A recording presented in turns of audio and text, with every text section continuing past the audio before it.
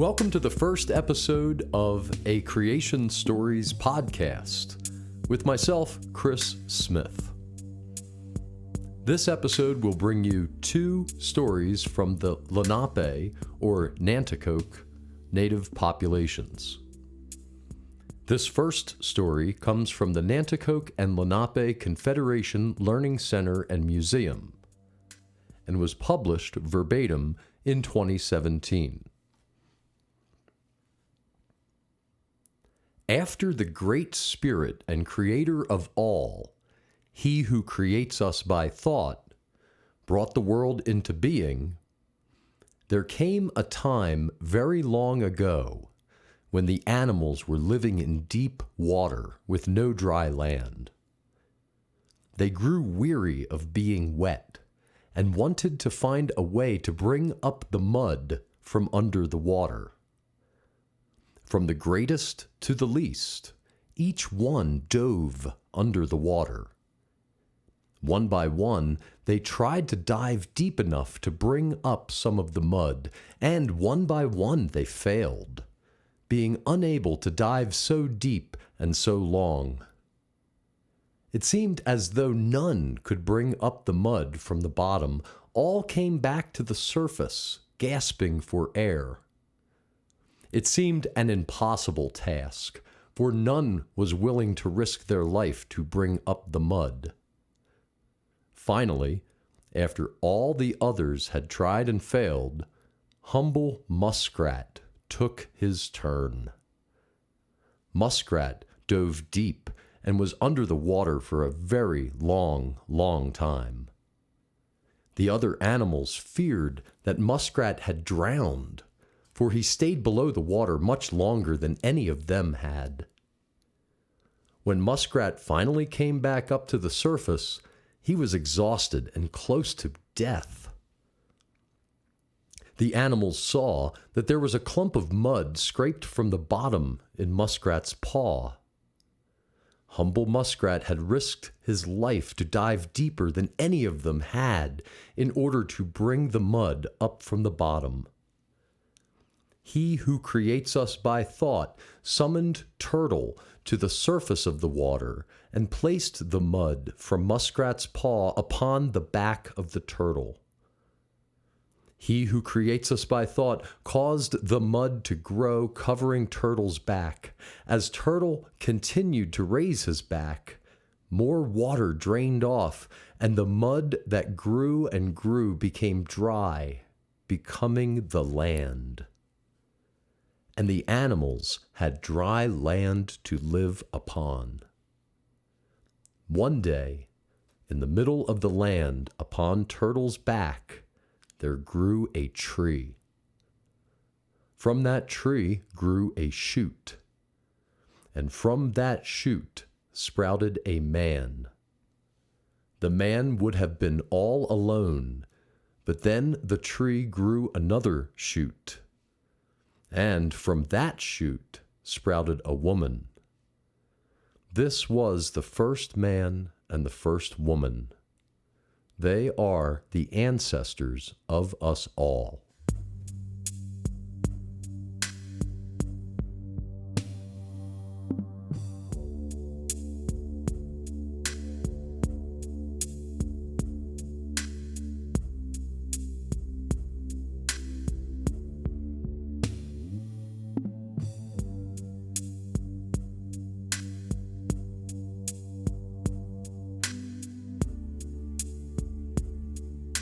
This creation story is provided by the official website of the Delaware Tribe of Indians and is repeated here verbatim as presented there. It is, according to that website, quote, as related by Richard C. Adams in 1905, and now in Legends of the Delaware Indians, edited by Deborah Nichols. The Hunter and the Owl. Once a Delaware man and his wife went on a long hunt quite away from the village. They had been out several days without having any luck when one night, as they were sitting around their campfire, an owl hooted from a tree nearby, and after hooting, laughed. This was considered a good omen, but to make sure of this, the hunter took a chunk of fire and retired a little way from the camp under the tree where the owl was perched, and laid the chunk of fire on the ground, and sitting by it began to sprinkle tobacco on the live coal and talk to the owl. He said, "Muhumus, or grandfather, I have heard you whoop and laugh. I know by this that you see good luck coming to me after these few days of discouragement. I know that you are very fond of the fat of the deer and that you can exercise influence over the game if you will. I want you to bring much game in my way, not only deer but fur-bearing animals, so that I may return home with a bountiful supply of furs as well as much dried meat, and I will promise you that from the largest deer that I kill, I will give you the fat and heart, of which you are very fond. I will hang them in a tree so that you can get them." The owl laughed again, and the hunter knew that he would get much game after that. The next morning he arose early, just before the day, and started out with his bow and arrow, leaving his wife to take care of the camp. He had not gone far before he killed a very large buck. In his haste to take the deer back to camp so that he could go out and kill another before it got too late, he forgot his promise to the owl and did not take out the fat and heart and hang it in the tree as he said he would do, but flung the deer across his shoulder and started for camp. The deer was very heavy, and he could not carry it all the way to camp without stopping to rest. He had only gone a few steps when he heard the owl hoot. This time it did not laugh as it had the night before. The owl flew low down right in front of the man and said to him, "Is this the way you keep your promise to me? For this falsehood I will curse you. When you lay down this deer, you will fall dead." The hunter was quick to reply, "Grandfather, it is true, I did not hang the fat up for you where I killed the deer, but I did not intend to keep it from you as you accuse me. I too have power, and I say to you that when you alight, you too will fall dead. We will see who is the stronger and who first will die."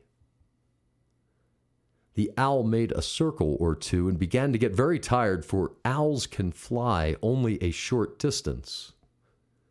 When it came back again, it said, "My good hunter, I will recall my curse and help you all I can if you will recall yours, and we will be friends after this."